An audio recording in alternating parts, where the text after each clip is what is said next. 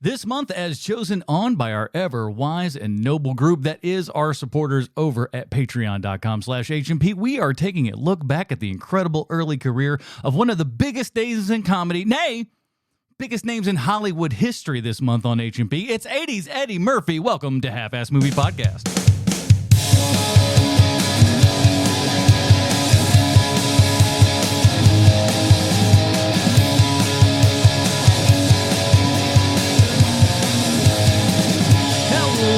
Dirty babies, and welcome back to Half-Ass Movie Podcast, a show where we put together a half-ass theme as an excuse to watch movies. My name is Adam Portress, and joining me today, he longs for the day when booze in your coffee and a cigarette was considered breakfast. Sweet Shanza Kovacs from the internet. Am I not supposed to do that anymore? Is that just an 80s thing? Well, it definitely made it into the 90s for a good bit. where it was still very me. much acceptable to just like, we're going to Irish this bad boy up a little bit, just kind of smoke on the way out here, and we're going to do it in public. That's the best part too. You look at everybody else, and when someone calls you out on it, you look at them and go like, what are you being so uptight for? Loosen up, baby. Stop. What am I going for the Pope? Jeez. Bruce is not here this week and everything. His name was Hot Dog at some point. I'm sure about that, much like a character in this movie. But we are back, everybody, and we are in the midst of June, and the Dirty Babies over at patreon.com/HMP have voted and demanded that we cover Eddie Murphy this month, and we decided to actually take a look at Eddie's early career. The 80s Eddie Murphy, and this is going to be a great tongue twister. That's almost why I kind of made it for myself this week. 80s Eddie Murphy. I even added another M because I'm such a glutton for punishment. 80s Eddie Murphy movies are on the docket this month, and what better way to kick off 80s Eddie with his big screen debut in 48 Hours, not just a canceled show on CBS. JK, that show's still going on the air, by the way. You shocked me when you said that they canceled it. I thought, I was like, for sure this, like when I wrote it, I was like, for sure this has to have been canceled. No. There is a lady who is one of the reporters on that show who I don't know her real name, but every time she pops up on there, I'm like, oh, it's Mrs. Skeletor. That's what I call it. Well, here we are. I'm Morley Safer. And you're like, oh, Morley Safer hasn't been alive for 15 years. How's he on this show now? Before we do all that and everybody, though, we want you to do us a favor. Head on over to the YouTube page there, or so many of the other places, because as of this podcast right now, the one that you're listening to is being live streamed on YouTube, Twitch, and Kick. We are going out all over the internets here, so you can check us out wherever you find streaming stuff like that, and we appreciate all you guys there. We got the chat room, so if you want to chime in with some of your thoughts on 48 Hours, or just, roast our looks or anything, that's fine too. Whatever. It doesn't mean I'm going to acknowledge you. It just means you're going to feed in the algorithm. That's all I want to do here. But again, thank you for subscribing and everything. We are just so close. I feel it in my bones, everybody. We are like less than 100 people away from 19,000 subscribers, rather. Dang. Let's push that through. I just want to get to 19 so we can get to 20. And once I'm over 20, I'm just going to start to feel a little bit more comfortable, because that, like, I don't know why that 2-0 makes me feel a little bit more comfortable than like a 1-9. Let's get that up to the 2-0. And hopefully we're going to be doing that with, the different live shows and stuff like that I'm going to be doing during the week and stuff, and maybe some HMP on the weekends. We'll figure it all out. It doesn't change my day at all. Exactly. And then you don't have to do anything else. I do all the other work and stuff. You can throw your tomatoes at me. We sure enough like that. All the links will be in the show notes this week, everybody. So again, thank you to the supporters over at patreon.com/HMP. Pre-show this week, we actually do a top 5 of our upcoming movies that we would like to see in theaters this summer. You might think, and to a certain degree you are correct, that we are not chock-a-block full with a buttload of amazing movies coming out this summer. If you look at the list, it's pretty sparse, but there is still enough things to recommend it, and we would recommend you go over to the Dinger Zone there and check that out, man. We really appreciate that. As I said during the Dinger Zone, though, something spectacular happened to me at the movie theater last weekend, which is I walk into the theater lobby, and there are literally 4 movie posters on the same wall, all of movies that I want to see. That has not happened to me since I was a child. Hey, listen, every now and then they can come across some go. Now nothing's going to be like the summer of '89 or anything like that, people. We don't have things like that anymore. That's not the world that we live in.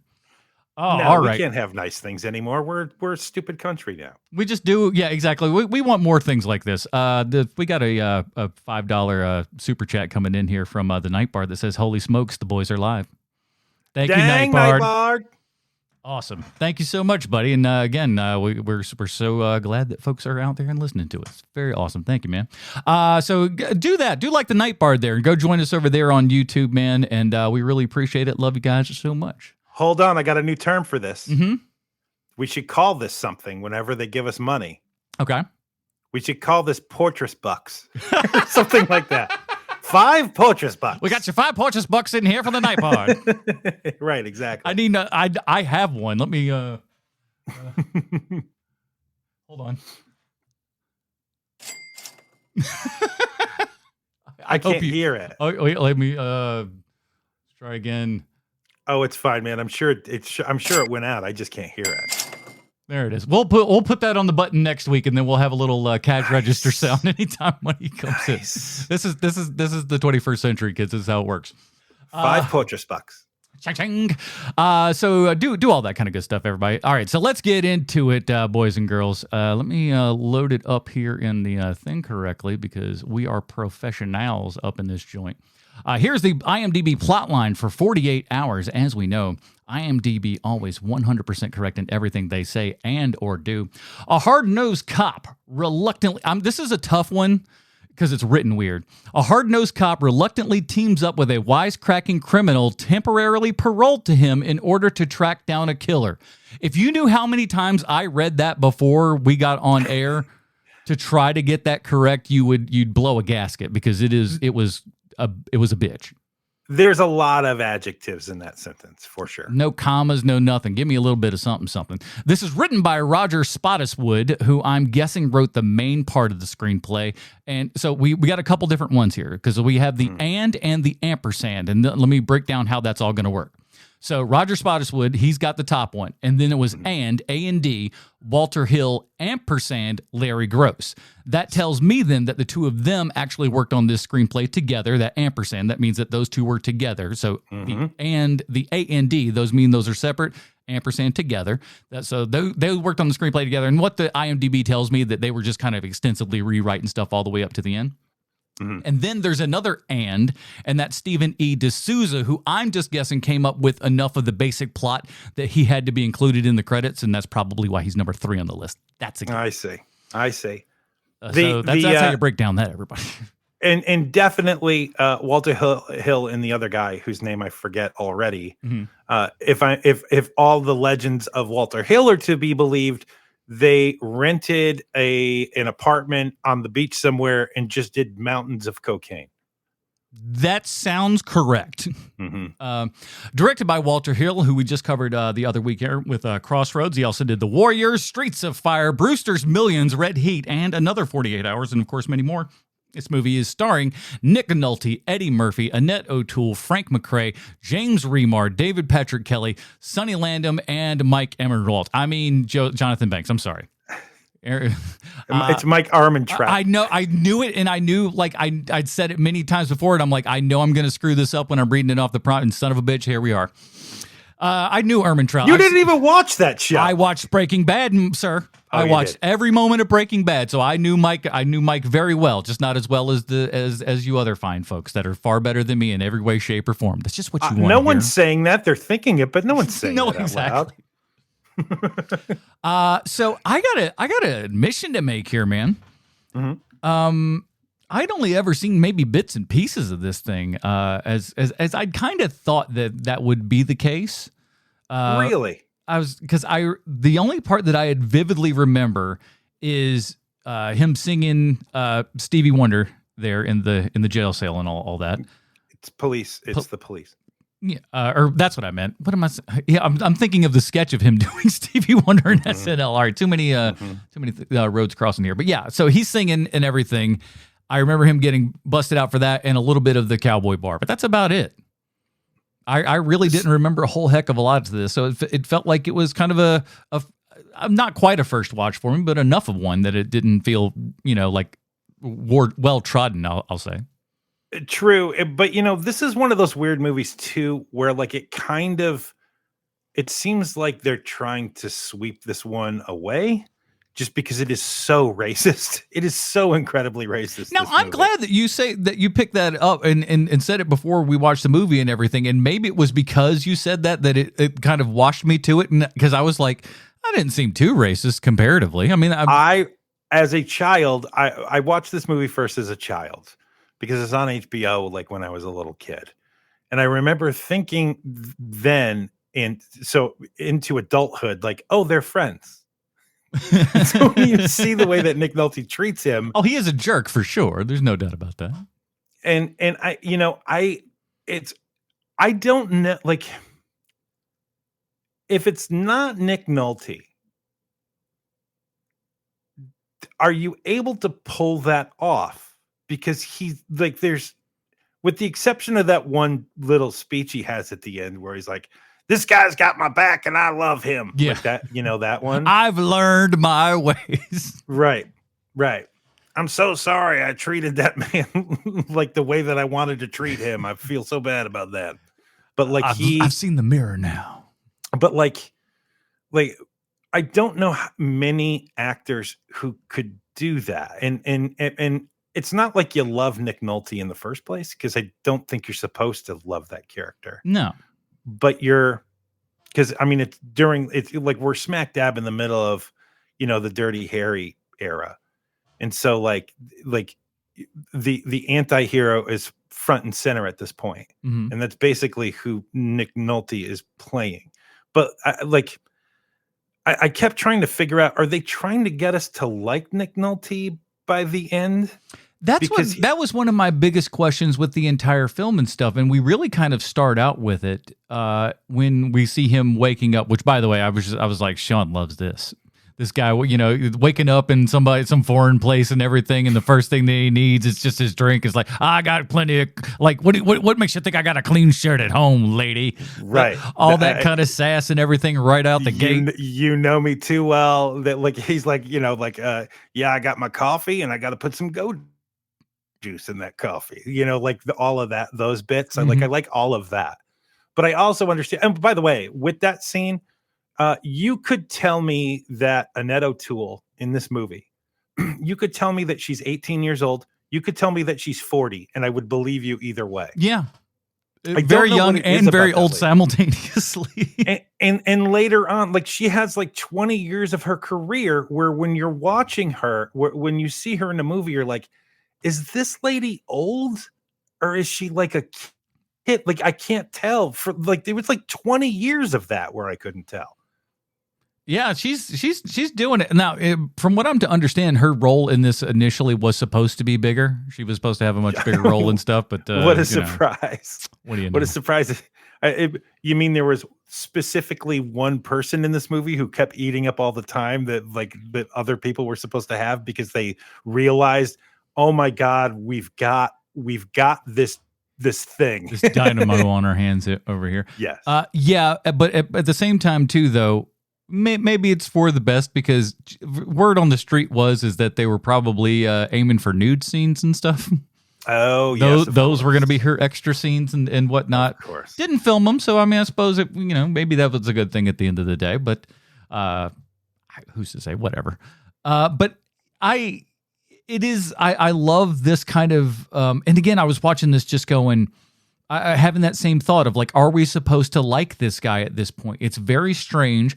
Because, and I was also thinking, like, what do I need to be horrible to women? Is that like, this is what Hollywood is telling me constantly. It's just like, hey, listen, you being nice to ladies is really screwing your game up here. You need to be like Nick Nolte and start screaming at him a little bit, slap him around a little bit, and all of a sudden they're going to love you. That's what the movies have told us. Portrait, no one is calling you an incel. However, you are incel adjacent. Well, You're very, very close. You're so close. It feels like there's like, oh, I got some bad juju on me. There's no doubt. There's a couple of just a couple of strings left holding you back with the rest of the norms, and that's great. Don't do it. Don't do it. Don't you do it, Portress. I think that anybody who goes, who sees what Nick Nolte's doing in this movie and says to themselves, maybe that's how I should behave, sir. Sir. All That's on you. jokes because it's terrible. But I'm watching. I'm just going like, this is our hero, huh? That's what I mean. Yeah. Like, because he's so unlikable from the first scene you see him in, almost to the end, until he has that. I guess it's supposed to be like that he realizes it as the character is saying it, is kind of how Nick Nolte's playing it. And the Grinch's heart grew 2 times that day. Exactly. Exactly. So what are you exactly? Like a green gorilla, I guess. Yeah. So like and here's the thing about Nolte in this movie too, is that Nick Nolte, he doesn't really look like the way that Hollywood would make cops look, like gritty cops look later, right? He sort of looks like your college civics professor that gave up hope a couple of years ago. Like, that's kind of what he looks like. I'm done with all of this. I'm going into the police force. Right. Like, he always looks a little hungover, like all his clothes look ill-suited for him. Like, it's all of these things. And watching it, it's like, man, it's so funny that, the thing about this movie is that Hollywood has tried to recreate 3 things that this movie does very well. One is the black guy, white guy buddy cop movie, like action movie. Great dynamic. This is the first one that does this, and they've been trying to make this movie for 40 years now. They've kind of slowed down on that, but like for, let's say 25, we'll give them the benefit of the doubt. For 25 years after this movie comes out, they are like, we need to make this movie. Like, we need to try to recreate this magic. There's that. Then the second thing is Hollywood keeps saying, we need another Eddie Murphy type. Like, they keep doing that over and over again, to the point where, like, when somebody like Chris Rock hits Saturday Night Live, everybody wants him to be Eddie Murphy. Yeah, they're pushing. You can tell, especially those early ones, they're pushing him as just like, be like Eddie, be Eddie. Can you be Eddie? Right. Be Eddie, please. Right. And he's not Eddie Murphy. He has a totally different thing. There's only one reason why you think he could be like Eddie Murphy. And so like, no. He's also small. Yeah, it's also true. Man, he looks so small next to Nick Nolte in this movie, doesn't he? Jesus. But the third thing is that scene in the redneck bar.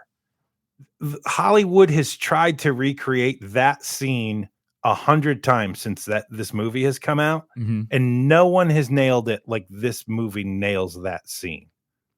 Because what ends up happening in there, it feels like all the Big Mama's House movies are trying to get to that moment in the movie of this redneck bar scene, and it just, no one's Eddie, man. No one is Eddie Murphy.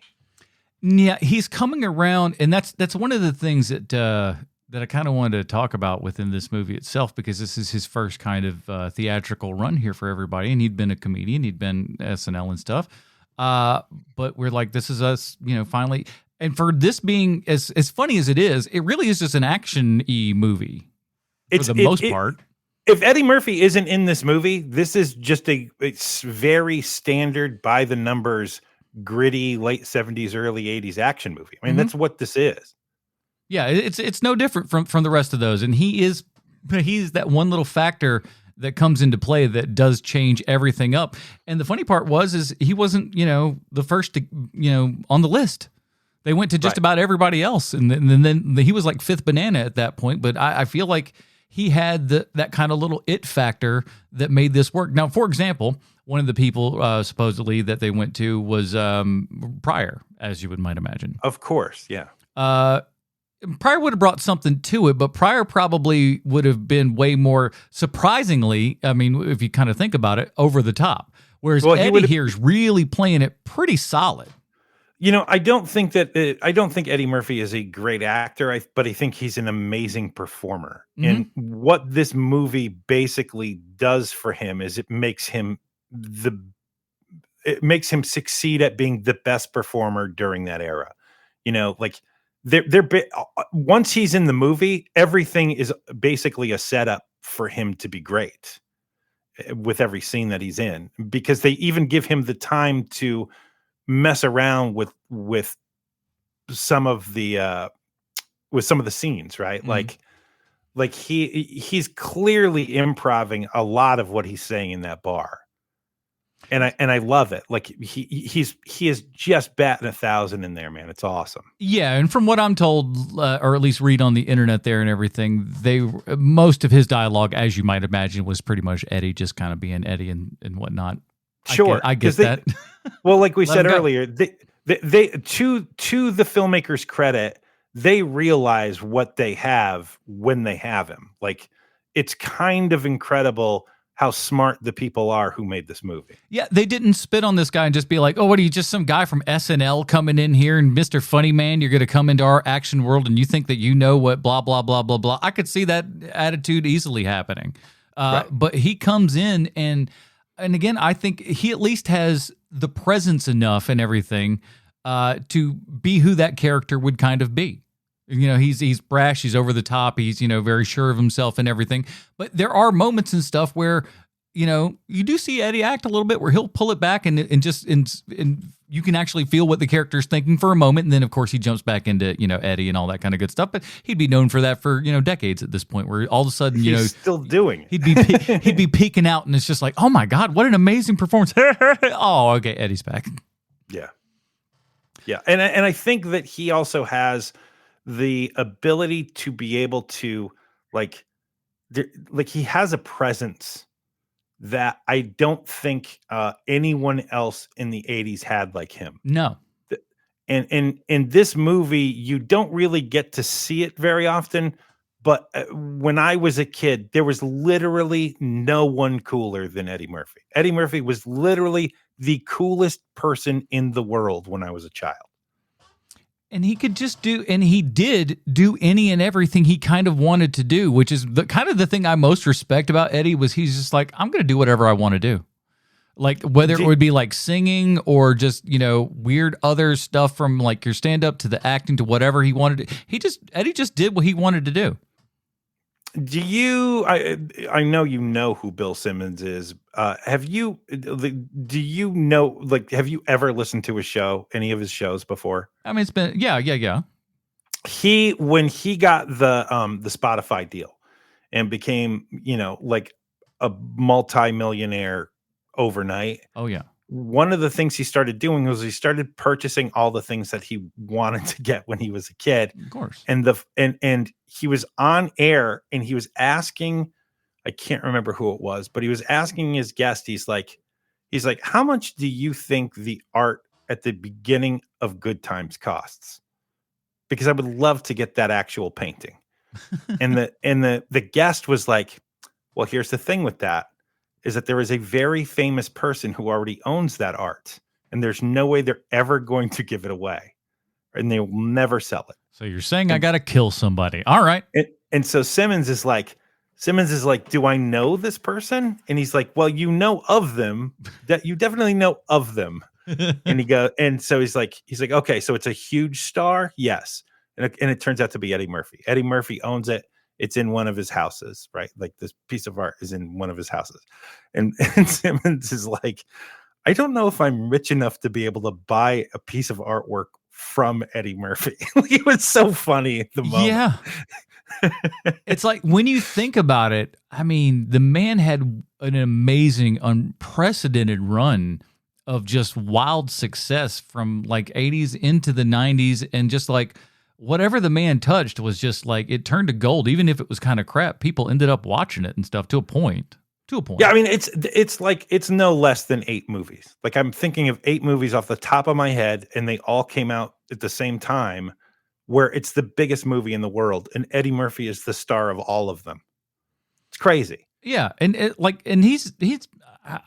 I'm always confused on his stand-up timeline, what years he was really kind of cooking with all those. Well, with Delirious and stuff, Delirious is after 48 Hours. Okay. Because the thing I know about this movie is, that band that's playing in the cool bar later on in the movie. We've got the black car, we got the cool bar, and the redneck bar. Right. That cool bar. I wrote it down. I have that note because I had to look it up because I was so fascinated by that band, because we see that band a lot. So that band, they're not playing it in the bar, but the boys are back in town. That song. Yeah. That's like the theme of this movie. That's them. That's that band. Okay. Yeah. Yeah. Right. And the name of the bar is Vroman's Bar. and they're called the Bus Boys. And after this movie, they opened for Eddie Murphy on tour. The Bus Boys are his opening act. And I knew that, but I thought I got it reversed, because I thought that Eddie Murphy was kind of like strong-armed the Bus Boys into this movie. No, they met on the movie, and them and Eddie Murphy got along so well that Eddie Murphy, in between takes and stuff, would like go and like mess around with the band. So like they go on the road together after this. Like he kind of tried to bring them along for however long his Delirious tour was. I think it was a year and a half. And they end up opening for other big acts at the time. But I just found it completely fascinating that, like, so what Eddie Murphy took away from this movie was the Bus Boys. It's so interesting, man. I tell you what, man, I got a band. Yeah, listen, I mean, nothing. I feel like he kind of wanted, as I think anybody would want when you're in the entertainment business, at some point you want to be James Brown. Sure. You want to have your band coming in and you just kind of like a tan, tan, tan, tan, tan, get a count out and down it. Like, who doesn't want that? I think everybody, at least every man wants that, I think. Of course. Put a cape over me when I'm tired. So at the beginning of this movie, I was completely shocked to see Joel Silver's name as one of the co-producers on this movie. But then I remembered it's the 80s and cocaine exists. So, well, right. And it immediately made me think, because I hadn't seen Joel Silver's name in forever at the front of a movie. And it made me think, is there anyone on earth who is more happy that Harvey Weinstein exists than Joel Silver? Oh, I doubt it. That guy's got to be super stoked. He gets to hide under the mushroom cloud of Harvey Weinstein. It was like, oh man, at least I'm not him. But I'm sure there are many, many, many stories of the exact same thing happening. Oh, Shawnee, all those prostitutes are dead. You're right. They don't exist anymore. Come on, they were never real people. Speaking of prostitutes, I love the 80s so much, because the prostitutes that are in this movie are like clearly former models and stuff. It's like, oh, of course, that's what they did in the 80s. Is they had like underwear models playing prostitutes in their movies. And also the other thing that just really blew me away is when Nick Nolte is walking down the aisle in the prison, in the jail, and the first guy he walks by is this African American guy in a jail cell, and behind him, we're supposed to believe that this black guy has hung up a Confederate Stars and Bars flag in his jail cell. And I was like, oh, 80s, you're so stupid. No black person in the world never has ever hung a Confederate flag. Never happened. Hey, you saw that Chappelle sketch, The Blind Klansman. I have seen The Blind Klansman sketch. Well, it's not completely unprecedented. He ended up divorcing his wife. What an amazing button on an already brilliant sketch. You're already like, this is so good, and then they just hit one more out of the park for you just on account of. They're just like, bam, enjoy. You're like, I did. Thank you, Dave Chappelle. My word. So, I had to look it up because I remembered that Eddie Murphy was really, really young on Saturday Night Live, and so he had to have been young here. Can you guess how old Eddie Murphy is in this movie? Ooh, this is one of the tough parts right here, because especially once we get into the 80s and stuff like that, you have, he's not quite as bad as O'Toole is here and everything, but it's one of those like, and especially because black don't crack, he could be 19 years old. He could be, if you told me he was 35 in this, I'd be like, maybe. I'd say maybe. Take a guess. He's very young. I'm going to 22. 21. Damn. 21 years old. Guess how old Nick Nolte is in this movie? Well, Nick Nolte looks 47. Nick Nolte's 41 in 48 hours.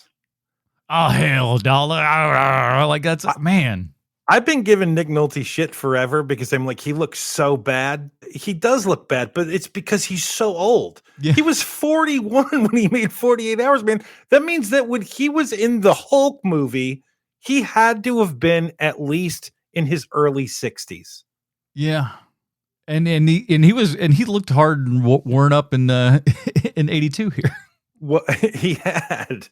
I mean, all that beach time he did, and all the drinking and drugs. I mean, for as hard as that man has been living, he looks pretty good for 41 in this movie. Right. That said, though, it would still be another 10 years, and he would get People Magazine's Sexiest Man Alive. I don't understand that one. 1992, Nick Nolte. Sexy, like he joins the likes of like Sean Connery and Alec Baldwin. Look, there's people that you could understand. Like I don't get the Sean Connery one either, because I like if it was 25-year-old Sean Connery, I would totally understand. Yeah, you know what it is. A lot, but like 60-year-old bald wearing a turtleneck and a gold chain, Sean Connery, not so much. I'd still everyone's mother here. I'll tell you that right now. Definitely could have. Even with the threats of slaps, they would still come a running. Everybody, they'd be like, "Oh, please, light one up for me." Oh man, I don't want to derail us too bad. So, remind me when we're done with this episode to tell you the Joshua Jackson. Is that who's in Karate Kid? Yeah, Joshua Jackson. Remind me to tell you the Joshua Jackson Ocean's 11 story. It is so good. It is so good. But we're veering off entirely. I'm sorry about That's that. All right. It's all my fault. That's okay. There's a couple of things I love about this movie that are just awesome decisions and stuff. One of them is his car. Yeah, great car. Love this car. It is just like the biggest rusty hunk of junk, bolts and everything, but still got a layer of cool to it and everything. Mm-hmm. Just enough, but it looks like a car that this guy would probably drive. Like totally. Beat up kind of piece of junk from this detective who clearly doesn't, he doesn't even care about a clean shirt or everything. So he's not going to give a damn about his car, leave it with the top open all night. Who cares? There's also, we're not at the point yet in the 80s with action movies where like this character, Nick Nolte, he doesn't care about this car. Yeah, he drives it. It's his car. He's not like, what? She's a classic. Like he's not saying any of that shit. He's just like, it's my car. What do you want from me? Get out of here. Right. And if you give it a year or two, this character would have been completely attached to his car. Or give it another 5 years or so, and have it directed by like Michael Mann, and then it becomes a Ferrari. Also true. So like something like that would end up happening, where it's just like, Michael Bay did it in the 90s too, where it's just like, oh, you're a police detective in Miami, Porsche. Well, I mean, that is the thing with this movie too, because Lawrence Gordon is the director of this movie. Lawrence Gordon loves himself. You mean Walter Hill?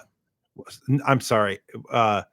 Lawrence Gordon is the DP probably. Okay. Lawrence Gordon loves himself a wet street, because all the streets are wet in this movie, all of them, all the time. You got it, man. You got it. It's like, it's if you're not wetting down the streets, as far as I'm concerned, you leave money on the table, even though you're spending money to spread all that water.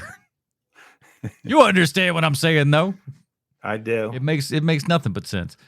Another thing I want to talk about with this movie is that I noticed this because the movie takes place in San Francisco. Mm-hmm.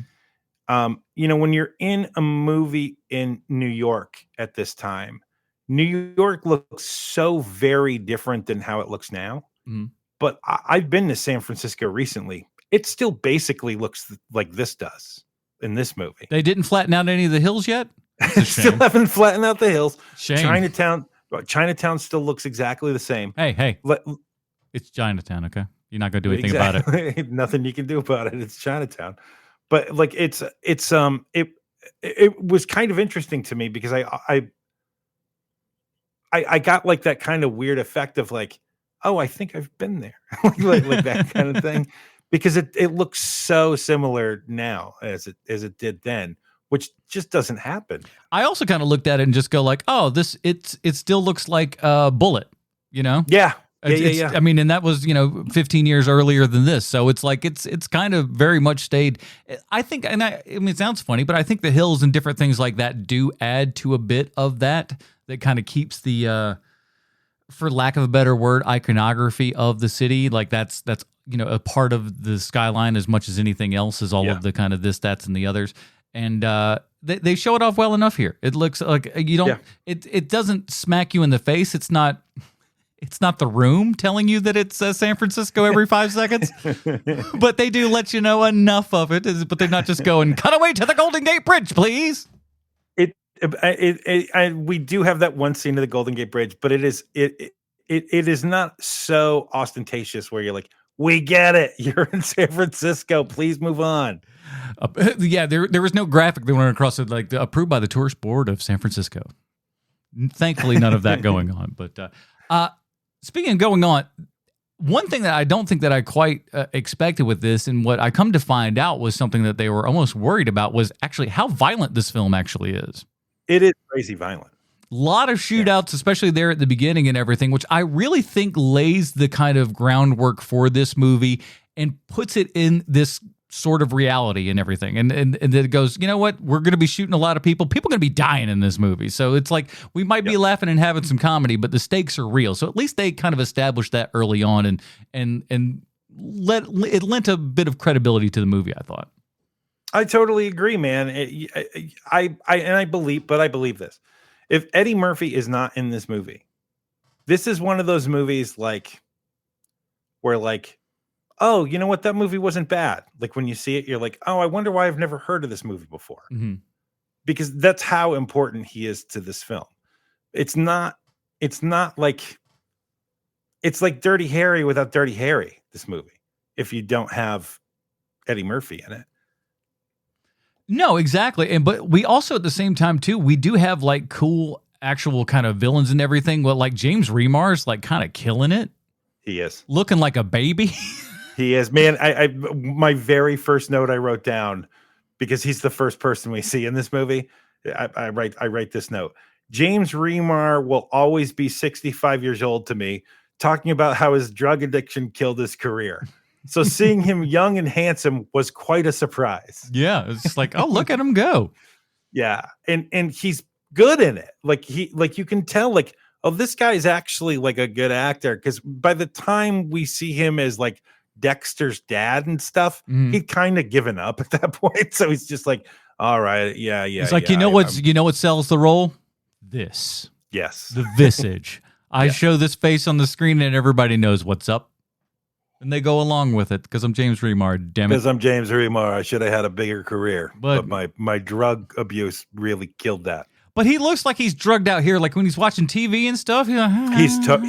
He's totally method acting in that scene. I wouldn't be shocked. It's like, hey, stop watching cartoons. Like, no, bro, I'm just a little zonked. Listen, I'm about to get fired from the Terminator, so this is all I got now. I do what I do. But the David Patrick Kelly, who gives kind of a same, I don't want to say same because it's not that, but a very Scorpio-like performance from Dirty Harry. He kind of brings that vibe here, that sort of killer vibe where he's like a little manic, a little crazy and stuff like that. And also a little guy. What a great little guy he is. He's so tiny and his head's friggin' gigantic. It's so great. But really, totally agree. What a what a great scary moment too, like him and his girlfriend kind of just walking along there and then getting snatched up, threatened in the car, and then they kidnap her, throw him out in the street and be like, see ya, you'll get her back when we get our money. Yeah. Damn, that's like what a and he sells it so well, and he's walking around the streets. He looks like a crazed psychopath. So good. He does. He also looks like a stage actor, and this is his first movie though. There are moments where you're watching this guy because he's in everything. Sometimes I'm telling it to the back. Yes, and there's a lot of that happening. Like, what are you crazy, man? like he. But at the same time, too, that is very much the performance in Dirty Harry. No, it is. He's kind of getting along that kind of like he's vibing off of that. I think for sure. Yeah, me too. The police station scene. Yes. Oh, the captain is like amazing. Well, I'm talking about the oneer. Oh, yes. Talk about that. I've seen this movie maybe 3 times. Like, I haven't watched that a ton. This was not something that I constantly went back to. It wasn't in Shawnee's vault. Mm-hmm. But I definitely didn't notice that there is a scene that is about 3 minutes long that goes through this police station, mm-hmm. and it is so well done, you don't even notice it. And they were about halfway through it, and I was like, I can't remember seeing the camera movement on. I need to watch again because it didn't hit me. I read an IMDb thing about it, and I'm just like, I didn't see that. But one thing that I did notice, and this is probably, and I noticed a lot within that scene and a couple other scenes throughout this entire movie, which I think is a really interesting thing that Walter Hill is doing. There is a lot of foreground action, a lot of foreground passing in this movie, and a lot of, especially in that police sequence. What a train conducting moment all that is, because there are people crossing in front of Lynn's, there's people crossing in the back, left and right, going this way and that. It's a very busy frame and everything like that. And I remember people saying like, oh, we didn't see things cut. And I wonder, and again, I got to go back and watch because it didn't hit me, at least viscerally, of like, oh, that's a single shot thing. I wonder, again, I'm talking about my ass here, but if it was if some of those shots were covered by kind of walk-in fronts. No. I could be wrong. Like I said, I'm not sure. I didn't notice it. I mean, maybe, but I didn't notice it. Also, going to that, because the AD team here on this movie, you are right, is second to none. Because when they are shooting the Chinatown scene and they're walking down a very wet street, and they're shooting through foreground, for lack of a better term, let's call them Christmas lights. Yeah, there's something going on. And Nick Nolte and Eddie Murphy are in the center of frame. And as they're walking down the street, camera is going through Christmas lights. And the second they get through Christmas lights, people start crossing in front of them on the street. And then people start crossing behind them. And then the street is getting busier and busier. And I was like, this movie, I have not seen anything like this in a movie in a million years. That AD team is just amazing. Like they are really, really good at their job. Some real sneaky stuff going on that, like, if you're not looking for it, you might not even quite notice it. But like, if you're looking, it's like what they're doing here. And I think that's also a good part of it, is that it's done so well that, like, I think a lot of people might not even see it. Yeah, but I mean, that's what makes the movie so good, is that there's so many things that they're doing in this movie that you just don't even see as like it's just part of the movie, man. You know, like, you and I, unfortunately, have been given the devil's mischief now that we dissect movies too much, and we're both comedy broken. Mm-hmm. So like, all of these things make a movie where, like, it's the thing that my daughter's boyfriends complain about, because they both do it, where they're like, that's not the correct thing. Like, they're pointing out things in the background, or like, oh, that water glass has been refilled since the last, like, stuff like that. Oh. where my oldest daughter's fiance was like, I can't watch movies with your daughter. You know, this stinks, right? Oh, no mise en scène in this one. I'll tell you that one right now. Yeah, the opening action scene where they're going through so much bullets and stuff going on. There's a couple of later ones like that. Just good stuff. I love little tiny junk like Nolte like reloading his gun and everything. I don't know why that gives me a lot of pleasure, but it does. So just seeing him kind of, but doing it fast and everything too. And all the things that he said that were correct. He is that crabby little, jerkwad guy and stuff, but he is right. Again, another great thing that you like about that kind of action hero-y sort of protagonist. We'll call him that. That's probably more of the better term. Sure. You give him that kind of little push there and everything, and it absolutely works for this. And Eddie going up against him is kind of a perfect foil. They really do bounce off of each other well. And I certainly, I guess, since they did another 48 hours, I suppose they enjoyed each other's company enough to, do another one, unless that money train was, rather large, which maybe it was. Another 48 hours is the rare instance of a movie that it's almost like Highlander, and the sequel ruins the original movie. Oh, no. Where the guy who is in the police station, he's a bigger guy, he's got a mustache, and he played the bad guy in everything except for in 48 hours. He's like just another cop in the bullpen. He ends up being the Iceman, who they've been going after, who Nick Nolte's character's been going after for like however long. Gosh. And he is the secret bad guy and it was like, are you kidding me, man? So Nick Nolte is a bad enough cop, like he's not good enough at his job that he's been working next to this guy for 10 years and he never knew that he was like the secret criminal he's been looking for all along. It is awful. What if Secret Bad Guy was a comic book? I think Secret Bad Guy should be the name of our show. Welcome back to Secret Bad Guy. Don't tell nobody. And they're like, we're judging by your views. We haven't. We can't call it Dirty Babies. No. Again, so let's talk about the bar scene. The bar scene is probably, I would say, maybe the most iconic bit of the whole movie. Oh, without a doubt. It's like I said at the top of the show here, man. Like it is literally like for 30 years, Hollywood's been trying to recreate that scene. It's just magic. It is complete magic how everything is set up. The second he throws that shot glass through the mirror at the bartender, like that is an absolutely golden moment. But what they're really good at showing you is like, so Nolte's like, go ahead. I tell you what, you think that you're hot shit. Let's go ahead, have you go out there and you do this thing since you know so well. I love the reaction that all of a sudden it turns out that it's a redneck bar.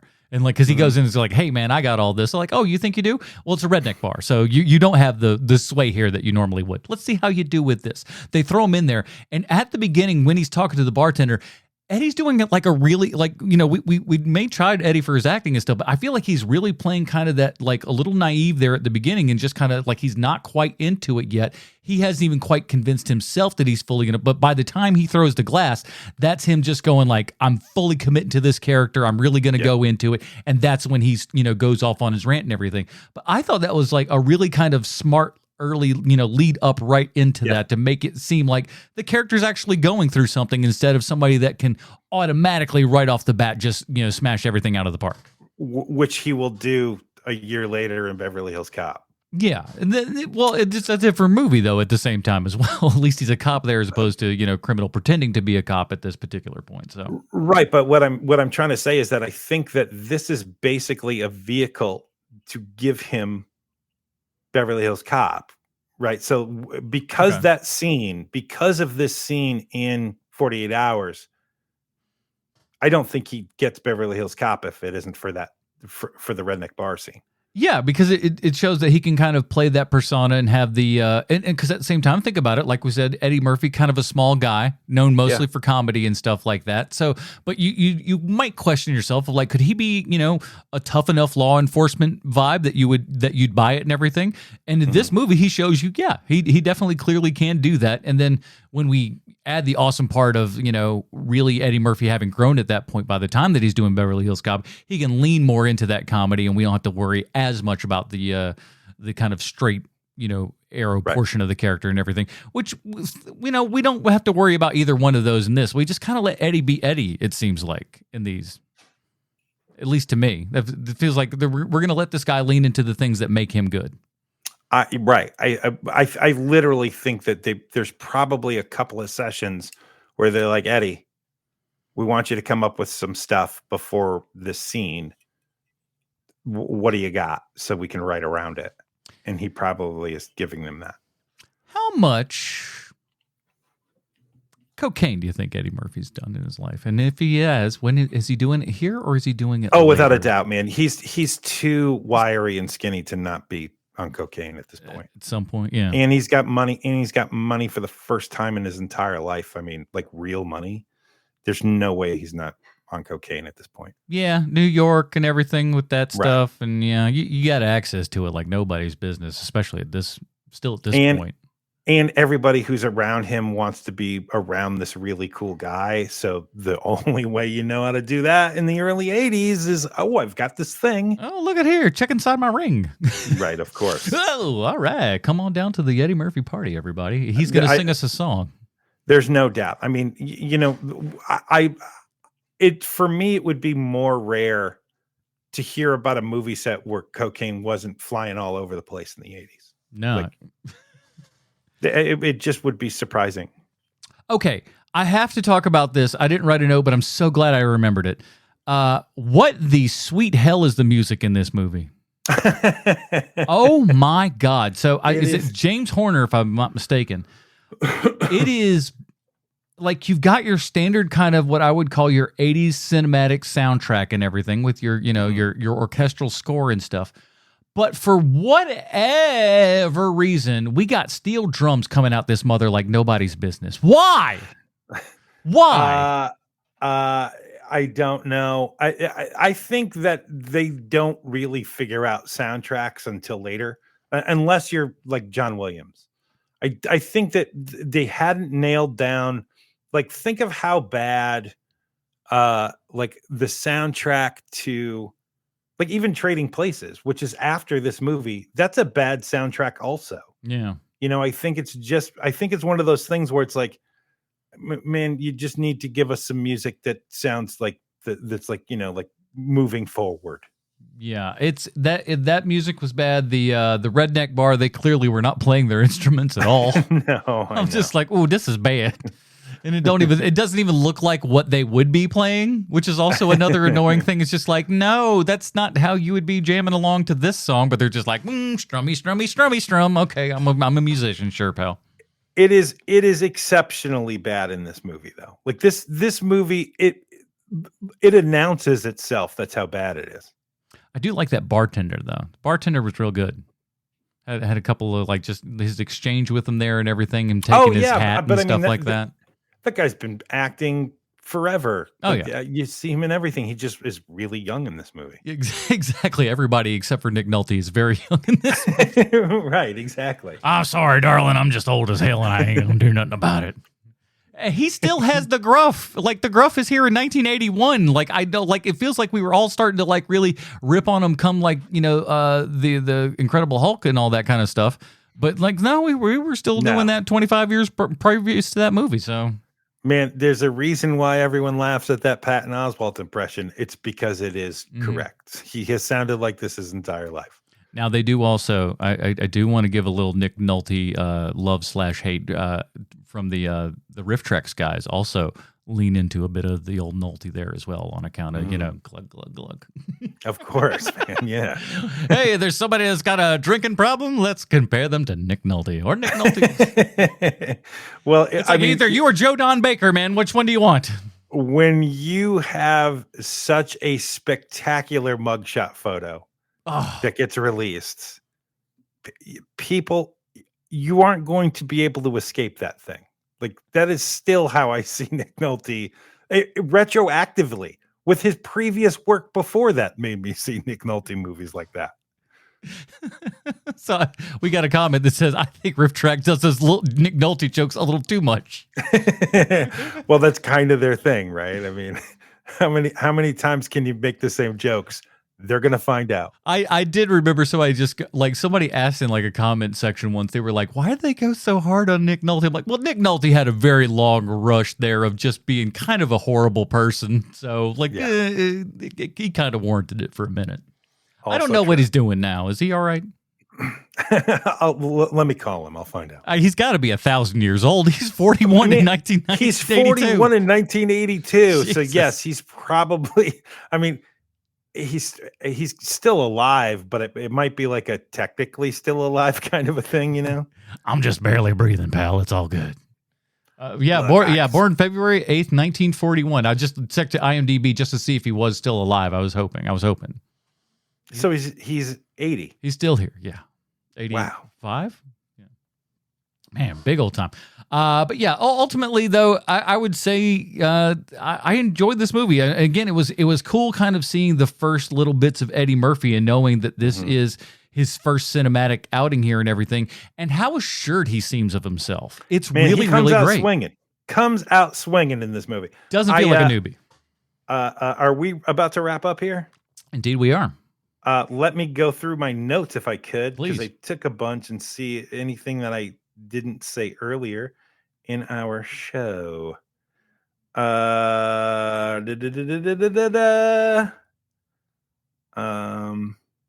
Lesbian lady from Star Trek is in this movie. The Next Generation, she her character gets killed off because she said she didn't want to be on Star Trek anymore after like the first season of the Next Generation. Tasha Yar, that lady? Yes, she's in this. Oh, Denise Crosby, that's it. I'm like, what is her damn name? I could think of her character name from Next Generation, but not the actress. I'm sorry. I didn't even know the name of the character, and I got Star the glasses Trek for a reason, sir. Mine are just off screen. Another one here. Oh, this is a good one. How many times do you think Nick Nolte was actually too rough with the actors in this movie? There's a couple of scenes where he hit the hell out of somebody. But did it make rough enough to where it made the actors complain to the director? How many do you think did that? I'm gonna say there's probably 2 complaints, but there should have been many more. Man, it is crazy how much he's going after people in this movie. He's hitting some people for real. Like, you could tell when punches are pulled and stuff like that, but like, no, he's hitting some cats here.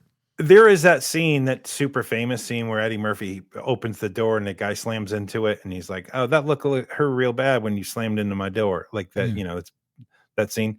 When Nolte comes outside and starts roughing that guy up, you can tell that guy's actually getting roughed up. Yeah. And at one point, Nolte backs up a bit and he ends up hitting Eddie Murphy. And Eddie Murphy is like, whoa, like in the scene. It's crazy. I'm not ready for this. What's going on? Yes, exactly.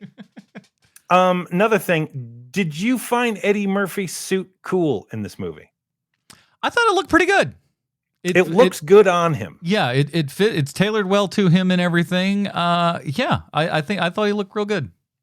It's just one of those suits that now it just looks like the most 80s suit ever to me. A little bit, but it's kind of come back a little bit. Like, I mean, you could, if the biggest difference really is if you kind of just shape the shoulders a little different. Right. If you shape the shoulders a little bit different and took in your lapels just a tiny little bit, like that'd kind of modern it up just enough for a double breast like that. But he looks good in it. He, like, again, slender dudes can pull off a suit like nobody's business. Well, but a skinny man these days would never wear a double breasted. Not like that, he wouldn't. No, because he'd look too bad. But hair's looking slick on him too, and everything. Mustache perfect, love it. His mustache is always perfect. Isn't it though? It's like what is that a glue on, sir? It's just too damn good. Right. Too good. So Nick Nolte is tall. Mm-hmm. Nick Nolte is towering over Eddie Murphy in a lot of scenes in this movie. Nick Nolte driving around in a Porsche 356 Speedster, I guarantee you was not fun for that man. No. It looks like the smallest car in the entire world. He's got to jam himself into that thing and drive it around. Yeah, and then try to shift. Yeah, and try to shift right with his knees. They weren't doing paddles back then. He was shifting, man. his shin is just like jammed up. Man, I can't do this damn thing at all. Every time he hits a bump, it's just grinding him. Ooh, that must have hurt. I did like the kind of, the leaving the car and the thing for 3 years, and it's just like, 3 years? I've been busy. I'm like, I thought that's kind of fun. Yeah, it's good. Is this movie the last time a black person ever listened to the band The Police? In movie form, perhaps. I don't know if a black person has ever actually heard a Sting or The Police song. I think that is a real thing. Here's my last note. So Frank McRae, the guy who plays the chief in this movie, yes, his role is so iconic as the chief in this that not once but twice he's in other movies that are parodies of his role in this movie, because he's the police chief in The Last Action Hero. Right. And he's the police chief in Loaded Weapon 1. Well, he's the most over-the-top character in a movie with some fairly over-the-top characters. He does feel like he's almost from another comedic movie, because he's going in so hard. Because we all laugh at the police chief in Beverly Hills Cop. He's another great one. Another great police chief. Right. But this guy makes that guy look like nothing. He's going so over the top here, and everything is, damn it, just gonna. That's like he is at 11 from the get-go. He's not like starting out and being like, damn it, Nick Nolte, if you don't do this one more time, we're gonna get. No, he's screaming from the get-go. It is amazing how just insane this police captain is. So good. So before we go, has anybody been like? I know that one comment came up. Has anybody left comments? Oh yeah, we got a couple here. The big one, we did get a $5 here from Alex. Alex said, tip off just happened. The NBA is going on right now, everybody. Dang. And in his neck of the woods, so you can't blame him there. If it was somebody else, if he was like, sure. But when it's your state, that's okay. I'll allow it then. He says, I'll catch this on the replay and Patreon feed. Sean is a good looking man. Take some lessons from Adam. Go Pacers. Hey, what the fuck is that about? You're lucky you paid me money for that comment. Oh wait, where's I've got the jingle button. Will be here next week for the Portress Cash Register. What are we calling that again? Portress Bucks. So I will say Portress Bucks in. I will say this, Alex, is that from time to time when it comes to like looks and things of that nature, Adam will listen to me, not with everything, but from time to time, Adam will be like, oh, I got to check that out. I was told to wear a double-breasted suit more often. I will say this. My goal for quite some time, losing weight and everything, was once I get to the point where I do want to get a, custom fit suit and everything, or at least, one that's kind of made to measure or whatnot. Not there yet, but I mean, it's on the list. Don't worry, bro. When you get there, because remember when I got real skinny? I got real skinny after my divorce. Ever since I saw it, I wanted to get. I'm blanking on his name. He started off as a child actor from. He was on Third Rock from the Sun. Joseph Gordon-Levitt. Joseph Gordon-Levitt's suit from the movie with the spinning Inception. Top. Thank you. I wanted that vest suit so bad. It's a good looking suit. It's a great. All the suits are really good looking in that movie. But that vest suit, vest with the shirt sleeves, that is the max suit in that movie, in my opinion. And so when I got skinny enough, guess one of the first things that I big purchased was a fitted suit that was a different color, because we are colored differently. I'm a swarthy man. Yeah, he looks like a little angel. So purple. We looked at purple. Yeah, okay. I went purple. I went full Joker. No, I went. It was like a charcoal, and it was dynamite. Look at that handsome boy. Hey, so the dog has decided to come on for people that are listening on the audio. He's very cute. That dog is very cute. All right, fella, we'll take you out in a minute. All right, well, let's get down to it. If we had to recast this sucker, it's pretty much impossible. You can't. You said it at the top of the show. Richard Pryor, maybe for Eddie Murphy, maybe. But trying to remember who else they said was a possibility in there. Shucks, I forget. But there's a couple of your usual suspects, you would imagine. Is it the guy that they fought over from Saturday Night Live for casting Saturday Night Live, and they ended up with Eddie Murphy instead of Byron Allen? Man, I tell you what, Byron Allen, we would have had a different world on our hands with that one. Man, if Byron Allen is in that redneck scene. But I don't like you, crackers. I don't like white people. Why do you sound like us then? Close your eyes. You wouldn't know that Byron Allen's black. What did you call him last time I name checked him? What did you call him? The world's sneakiest billionaire? Oh, yeah, for sure. He 100% is. Mm-hmm. And he's selling off all these things that he's got right now because he sees like the future television taking a dump. So he's selling right now, man. So like if whatever Byron Allen's doing, you need to catch up and do that shit too. Mm-hmm. The man's beyond it. We've got. How am I supposed to say your damn name? How do you figure that you say that? My guess, because I can see this. And I say, if you haven't seen it or it's been a long time, watch the In Living Color parody. Oh, I don't know who this is. Oh, I know who it is. It's Matthew Vandiver, but I can't. I'm just trying to figure out how to pronounce the damn name he's put up for his username. But that's all. But yeah, there was apparently they did a send up of this here movie on In Living Color with Damon Wayne and Jim Carrey in the respective roles. I also have not seen it. Been a minute there, so yeah, maybe I'm surely that's on YouTube. It's all on YouTube these days. So for me, I'm just gonna say it's 1982. Gary Coleman. Because if we're not doing it with somebody that's good, the rule is you got to do it with somebody that would be totally wrong for the role. You're not wrong. They got to basically pick him up and put him on the bar so he could throw that shot glass through the mirror. See, we're already coming up with some pretty good bits for the thing. He's got to stand on a stool to get up to the bartender's face and everything. That's another level of comedy that we aren't getting because Eddie Murphy's just a regular size adult. Missing out, everybody. Since Bruce is not here, no one has mentioned the what you talking about Nick Nolte, so I will do it. Thank you, sir. We appreciate it. The lowest hanging fruit. Okay, so we're down to it.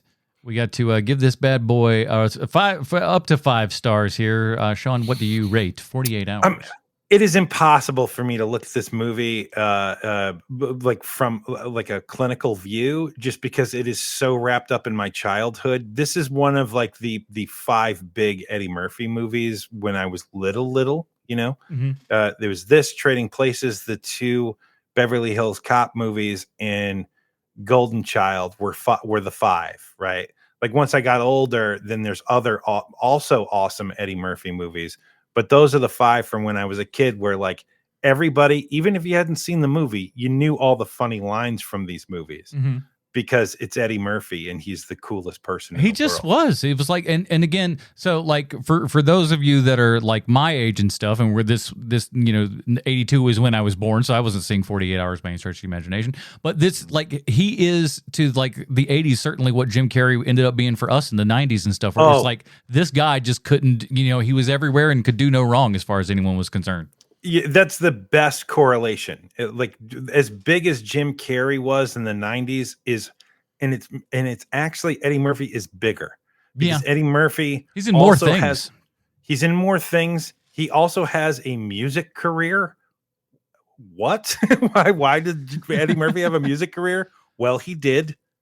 And I will listen to My Girl Wants to Party all the time, like unironically. That song bangs, dude. That song it's just that pure 80s kind of. I love it. I think it's great. He also had like the world's best studio musicians working on his album. Oh yeah, Rick James producing your thing, so you're going to do fine. Right. It's going to sound good.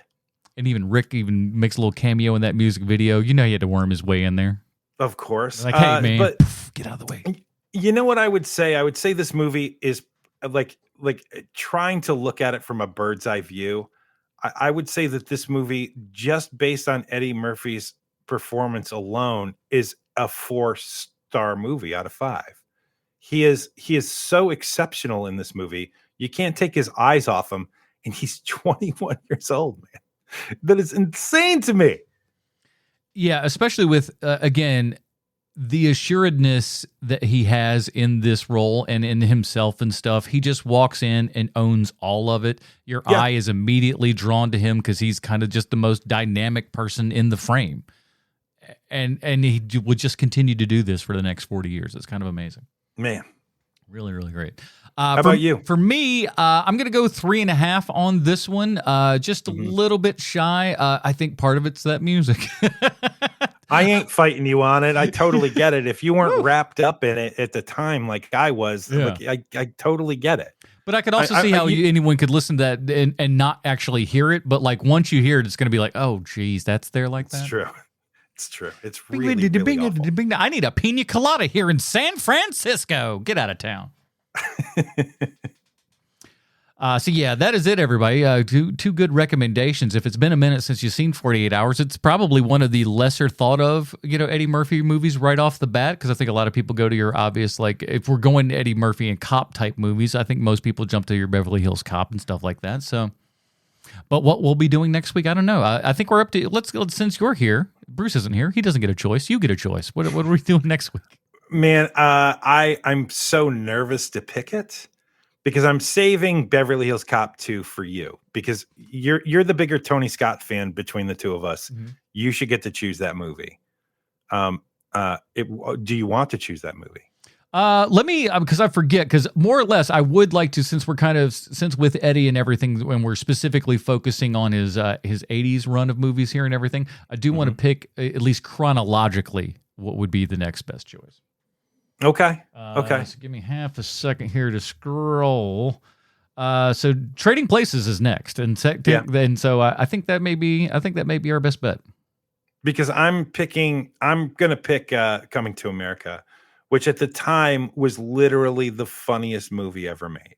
Yeah, and so and we're looking at 88 with that one, so that'll be kind of our out with that one. That'll be the last one of the month, right. And we'll have Bruce kind of pick something here somewhere. I'm so nervous. I'm so freaking nervous to watch that movie, though, man. Like I'm so worried there's a black hole effect on that one. Like, man. Believe me, there probably is. I could be wrong, but at the same time, too, you never know. It could be. Whereas fun. With with the Beverly Hills Cop movies, like the first one is kind of more like 48 Hours than anything else. Oh yeah, very much. And again, that's also one of those things that like this movie wasn't initially written for Eddie and everything, so it's not going to be quite built to his speed and everything. Whereas the sequel is just Eddie all day, and it's directed by frickin' Tony Scott. So yeah, no, that guy, he all right. Mm-hmm. He all right. So yeah, we'll be doing Trading Places next week. Let me write this in so I get it correctly. Is there anything else that you'd like to plug for us in the meantime? Nah, I'm good. All right. That was enough time for me to write the words Trading Spaces into the script, so I knew exactly what to do. So that is it, everybody. Again, thank you so much for joining us here. Thank you for the super chats super and cool, everything. Man. We'd love to have more of that. People care enough about our dumb crap that they are showing up live. It's awesome. So yeah, man, do that next week. We'll see if we can get Bruce back on here. We'll cover some more Eddie Murphy here and whatnot, and hopefully we'll have you along as well. We got that all again streaming all on either YouTube, Twitch, or Kick. All the links and everything will be available in the show notes there and everything. That is it, everybody. Join us next week for Trading Places for Sweet Sean to come back from the internet. The absent Bruce Leslie. I'm Adam Porcher, reminding you to get out there and watch some movies, you dirty babies.